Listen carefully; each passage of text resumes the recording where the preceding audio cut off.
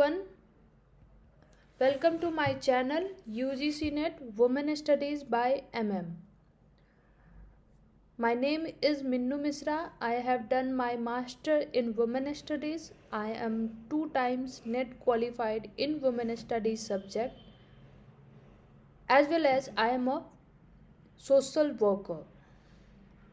Friends, मेरा ये channel बनाने का पर्पस यही है कि मैं एक कंप्लीट सॉल्यूशन प्रोवाइड कर सकूं आप सभी को वुमेन स्टडीज़ पेपर जो 74 कोड है इसका यूजीसी नेट के अंदर।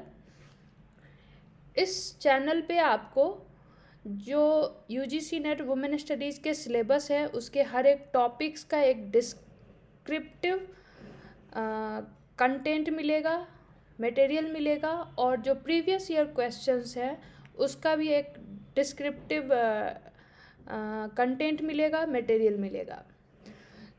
तो हम लोग अभी बात कर रहे हैं लास्ट ईयर 2021 नवंबर में जो क्वेश्चंस आए हैं वुमेन स्टडीज़ के उसके ऊपर।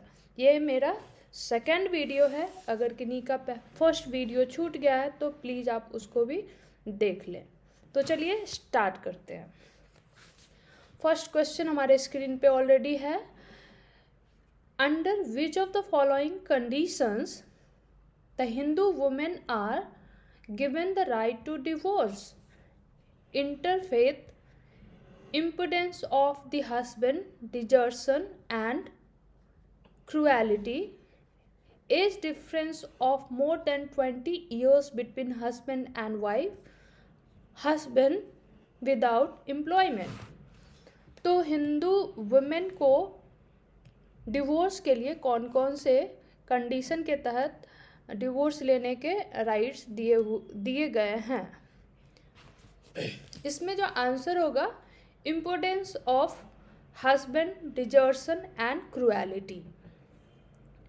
इम्पोर्टेंस में का हिंदी में मीनिंग है नपुंसकता।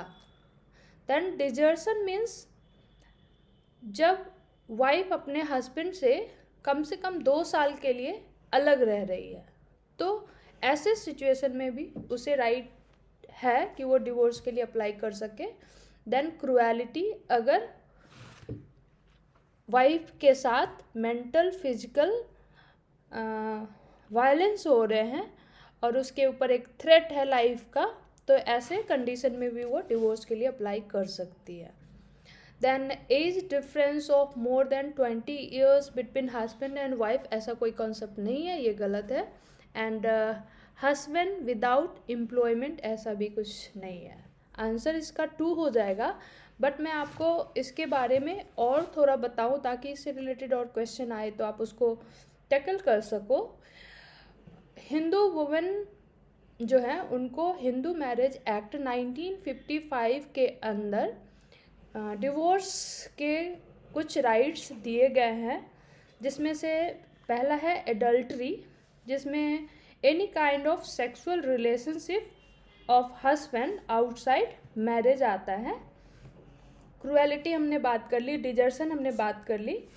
कन्वर्जन, अगर हस्बैंड और वाइफ दोनों हिंदू है, हिंदू मैरिज एक्ट के तहत उनकी शादी हुई है और हस्बैंड जो है आफ्टर मैरिज दूसरे रिलीजन में कन्वर्ट हो रहे हैं, अपना रिलीजन बदल रहे हैं, तो ऐसे कंडीशन में वाइफ के पास राइट है कि वो डिवोर्स के लिए अप्लाई कर सकती है। Mental disorder, if the spouse of the petitioner suffer from incurable mental disorder,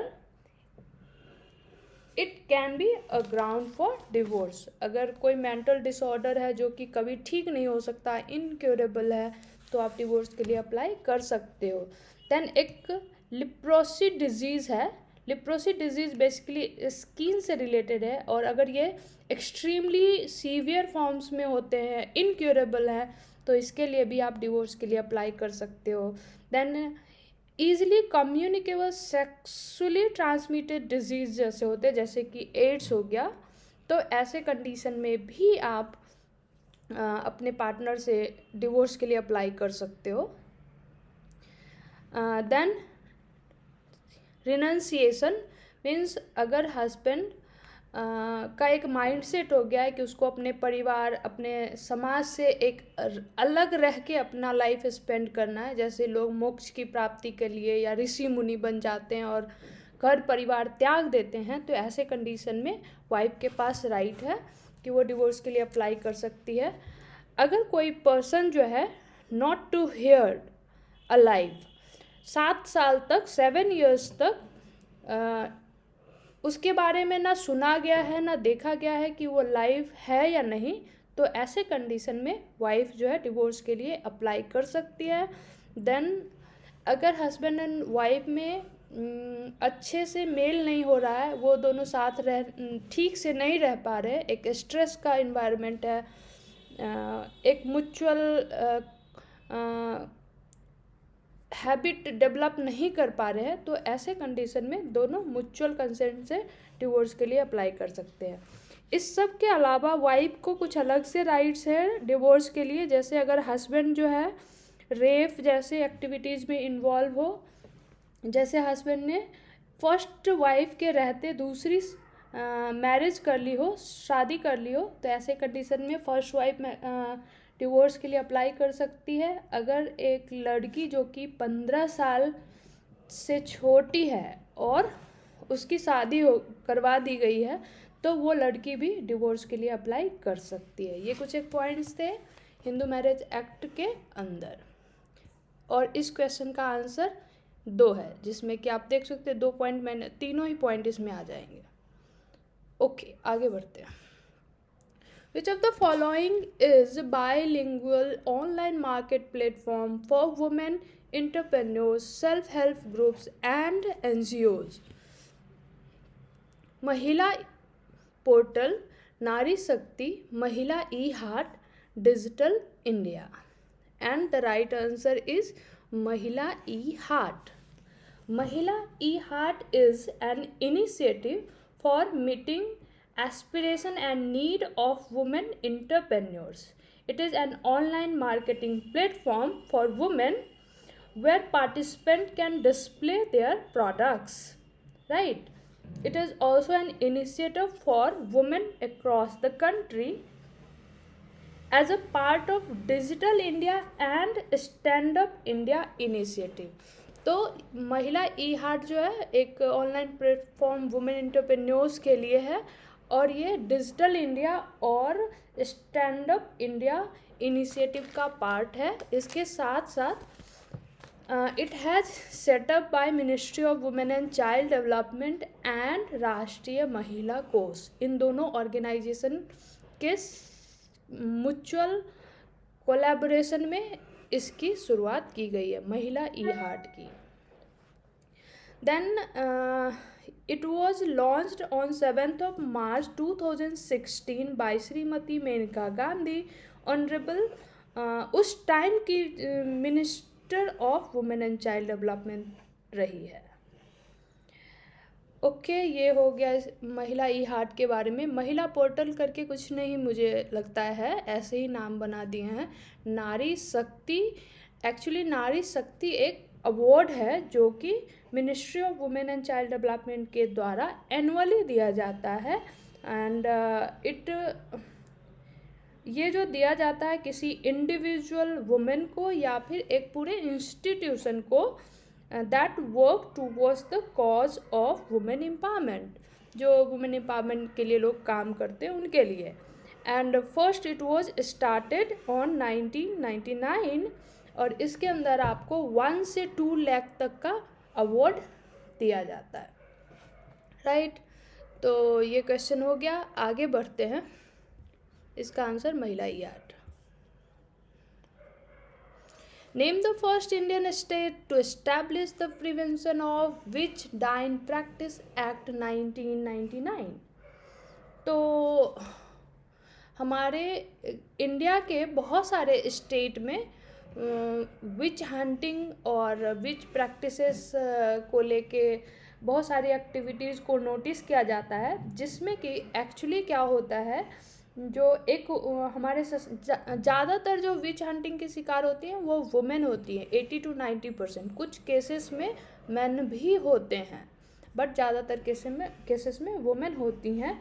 और इसमें एक वुमेन को एज ए विच आइडेंटिफाई किया जाता है, और ऐसा माना जाता है कि उसके पास एक स्पेशल पावर है जिससे कि वो दूसरे पर्सन और सोसाइटी में दूसरे लोगों को, बच्चों को, वुमेन को हार्म कर सकती है थ्रू हर ब्लैक मैजिक, इविल आइज, या फिर कोई मंत्र का उच्चारण करके ऐसे उसे हार्म कर सकती है। और जब उनको ऐसे आइडेंटिफाई कर लेते हैं, फिर उस सोसाइटी, उस कम्युनिटी के द्वारा उस वुमेन को बहुत ह्यूमिलिएट किया जाता है, पनिशमेंट दिया जाता है, उसके साथ बहुत क्रूरता से व्यवहार किया जाता है, और कई बार वो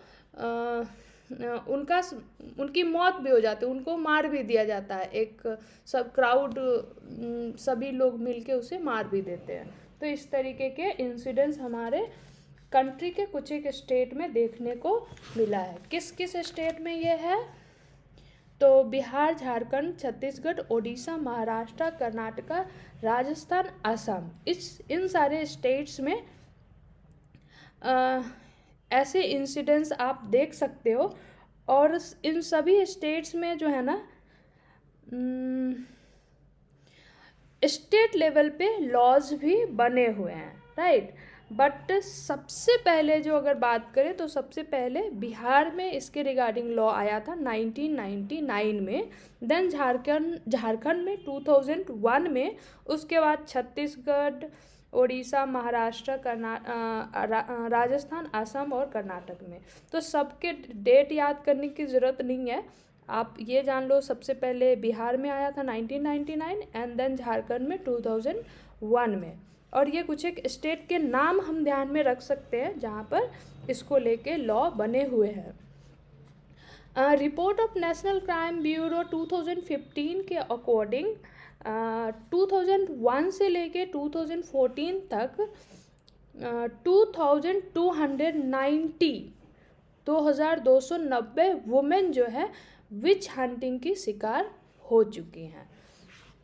और इसको लेके the prevention of witch hunting bill was introduced in Lok Sabha in 2016 by Shri Raghav Lakhanpal, but it was never passed, लेकिन इसको पास नहीं किया गया। तो ये इनफ जानकारी है इस एक्ट के बारे में। इसका आंसर हो गया बिहार। आगे बढ़ते हैं। The International Labour Organization Resolution 2014 regarding the expansion of the definition of women's work recognized unpaid work performed by women within household in the following.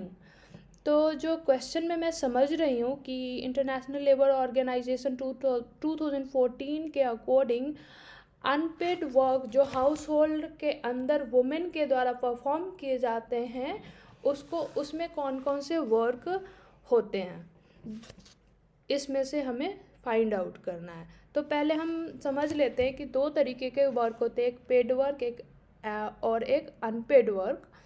जो पेड वर्क होते हैं कोई भी एक्टिविटी, कोई भी काम जिसके बदले हमें मॉनेटरी रूप में उसके रिटर्न मिलते हैं, जैसे हमें सैलरी मिलती है, वेजेस मिलते हैं, तो ये हमारे पेड वर्क में आते हैं। इसके अलावा हम अपने घर में या अपने सोसाइटी में, कम्युनिटी में बहुत सारे ऐसे कार्य करते हैं जिसके लिए हमें वेजेस नहीं मिलते हैं, हम वॉलंटियर करते हैं, या फिर अपने घर में हम बच्चों की देखभाल करते हैं, बड़ों की सेवा करते हैं, खाना बनाते हैं, कुकिंग करते हैं, या फिर खुद के कुछ एक्टिविटीज़, खुद के कुछ काम करते हैं। तो इसके लिए हमें कोई भी पेड या सैलरी या वेजेस नहीं मिलते, इसको अनपेड वर्क बोलते हैं, राइट।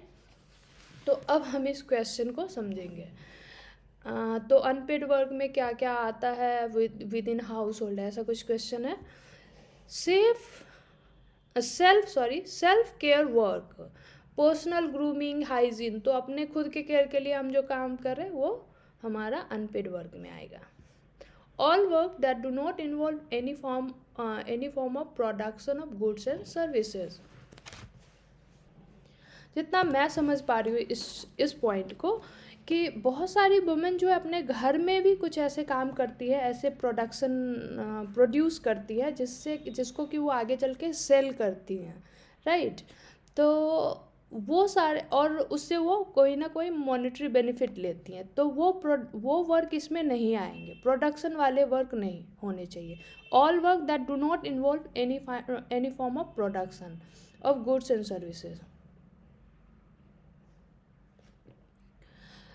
ओके, इसमें आई थिंक जो कुकिंग करते हैं या फिर बड़ों की सेवा करते हैं, बच्चों की हेल्प करते हैं, ये सारे एक्टिविटीज़ इसके अंदर आने चाहिए।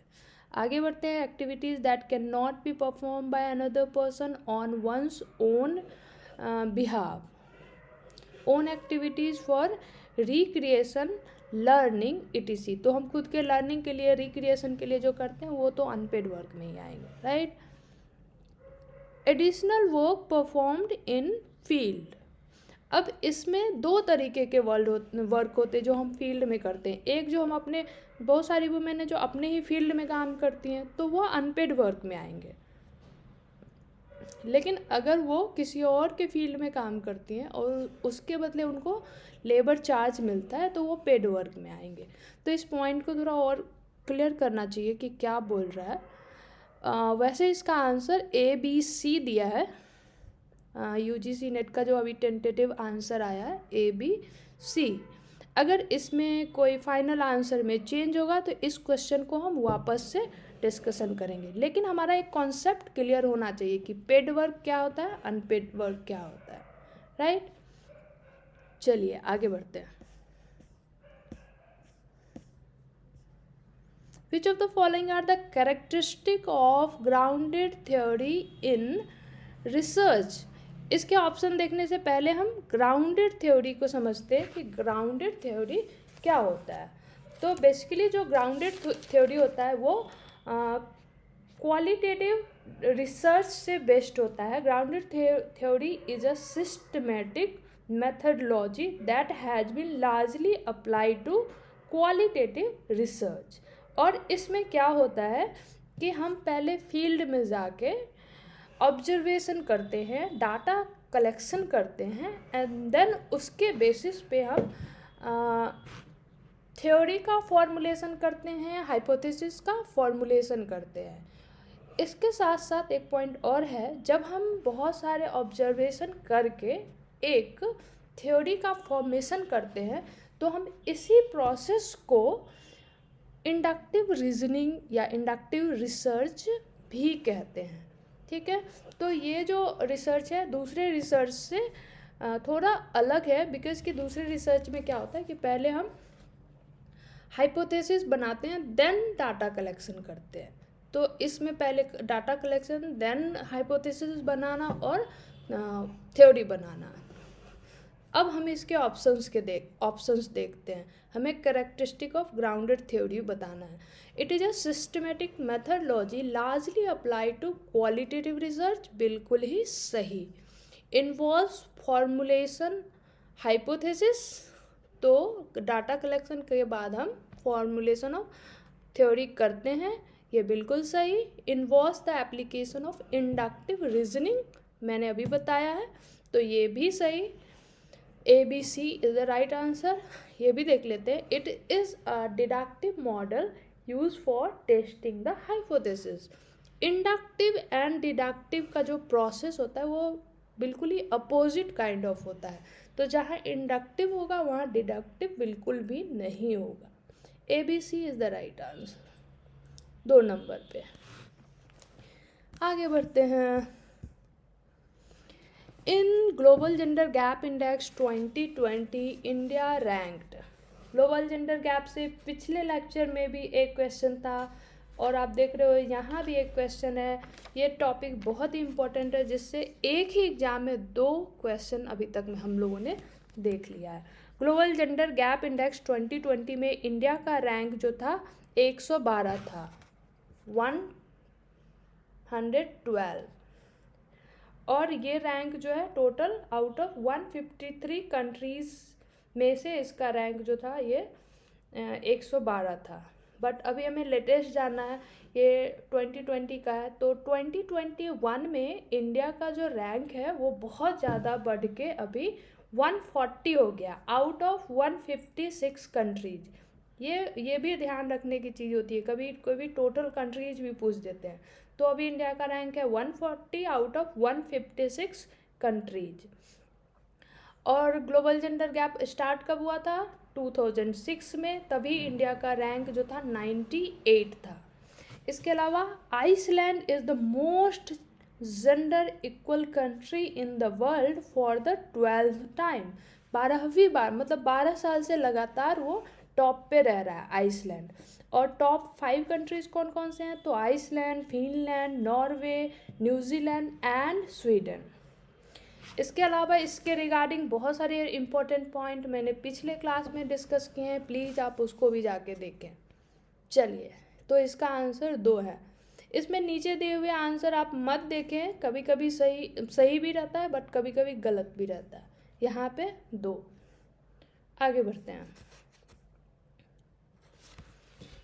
Given below are two statements, statement 1 and statement 2. In the light of the above statement, choose the correct answer from the option given below. Statement 1 is women's participation and engagement in politics still has its challenges and obstacles. Women's का जो politics में participation होता है उसमें अभी भी बहुत सारे चैलेंजेस एंड ऑब्स्टिकल्स हैं।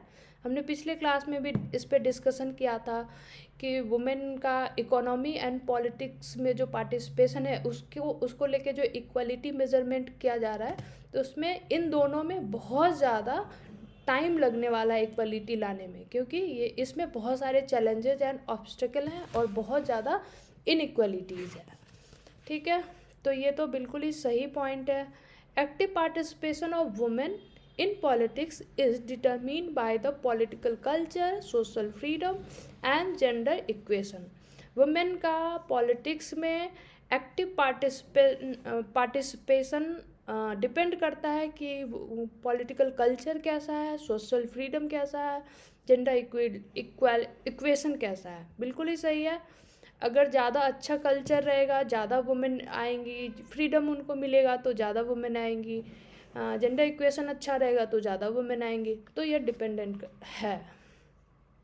दोनों ही पॉइंट सही हैं। Statement 1 and 2 are true, 1 is the right answer. जल्दी से आगे बढ़ते हैं।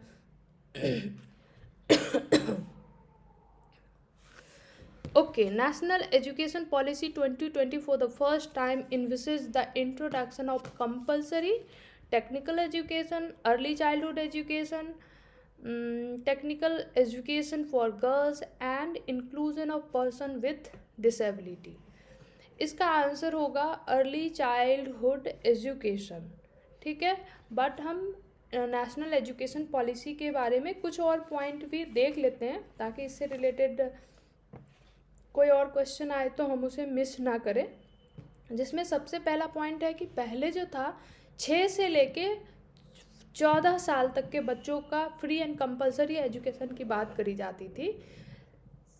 6 to 14 ईयर्स चिल्ड्रन को कंपलसरी एजुकेशन देने की बात करी जा रही थी, लेकिन अब इसको एक्सटेंड किया गया है 3 to 18 ईयर। 3 साल से लेके 18 साल तक के बच्चों को एक कंपलसरी एजुकेशन देने की बात कही जा रही है। पहले जो एजुकेशन का मॉडल था वो 10+2 सिस्टम पे था, जो कि अब हो गया 5+3+3+4। ये एक बहुत बड़ा चेंज आया है। Mother tongue to be instated at medium of instruction. तो क्लास में जो इंस्ट्रक्शन का मीडियम होना चाहिए लैंग्वेज, उसमें मदर टंग पे फोकस किया गया।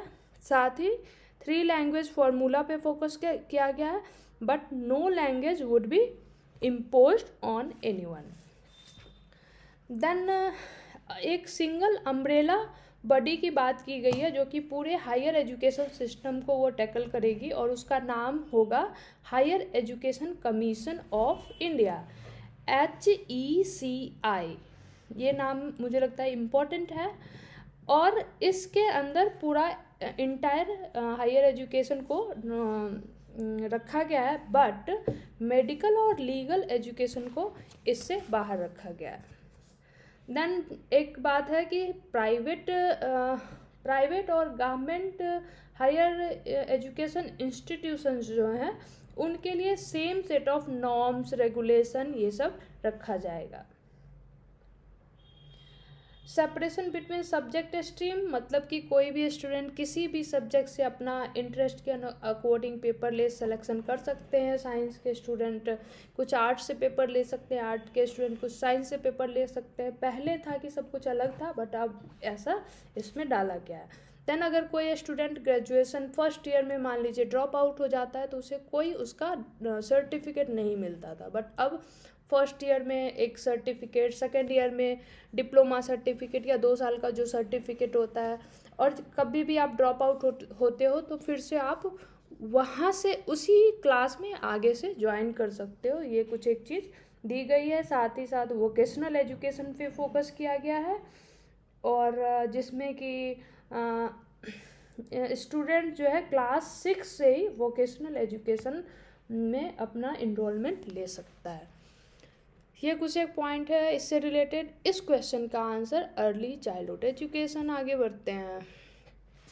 Given below are two statements, one is labeled as assertion A and the other is labeled as reason. Assertion: microfinance proved effective means for economic empowerment of economically backward women. जो micro finance system है वो economically backward women को economically empower करने का काम करती है। बिल्कुल ही सही है। माइक्रो फाइनेंस सिस्टम से है कि जो एसएचजी ग्रुप है या छोटे छोटे ग्रुप है जिसको कि लोन प्रोवाइड किया जाता है, और वो अपना खुद का एक स्वरोजगार करते हैं, सेल्फ बिजनेस करते हैं, और उस लोन को फिर वो अपने बिजनेस के द्वारा वापस से रिटर्न करते हैं। तो एसएचजी ग्रुप के द्वारा इकोनॉमिकली बैकवर्ड वुमेन को बहुत ज़्यादा सपोर्ट मिला है। ये बिल्कुल ही सही है। Economically backward women are mostly denied access to formal credit for the lack of access to resource.